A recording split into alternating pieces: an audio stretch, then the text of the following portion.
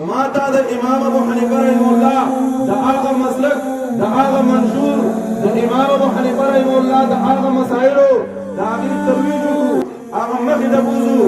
نن چې د دې عنوان هغه ښودلی شوی دی هغه فکر علماء دیوبند ما تا د علماء دیوبند په شان کې پاسو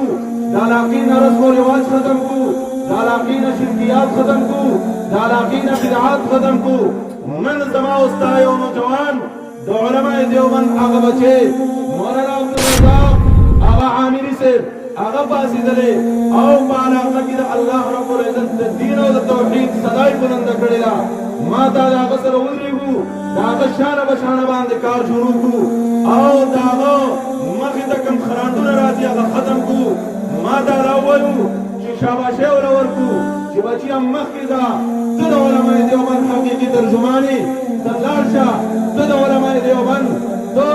د مولانا حسین احمد مدني رحمه الله ته د شاه انور شاه کشمیری رحمه الله ته د عطاالله شاه بخاري رحمه الله ته د اشرف علي تامي رحمه الله ته د هغه حکیم الامت د هغه چې کومې خبرې وي د هغه کوم مسایل وو هغه مخکې کا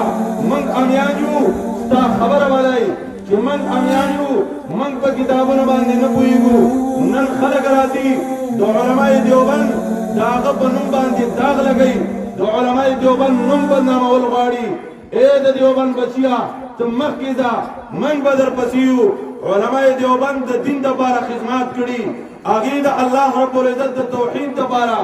هغې د شرکیاتو بدعاتو د ختمولو دپاره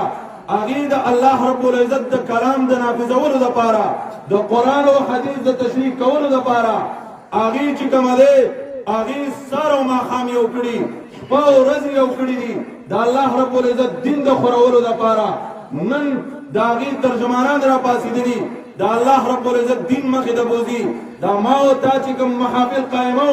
دا هسې نه دي دا شوشه نه ده دا ښودنه نه ده بلکې دا هغه علماء دیوبند هغې قایم کړي وو هغې خپله زندګي هغه تېره کړې وه یا په ریلونو کې وه یا په جیل کې وه کله به یې د الله رب العزت د دین دپاره سفرې کولې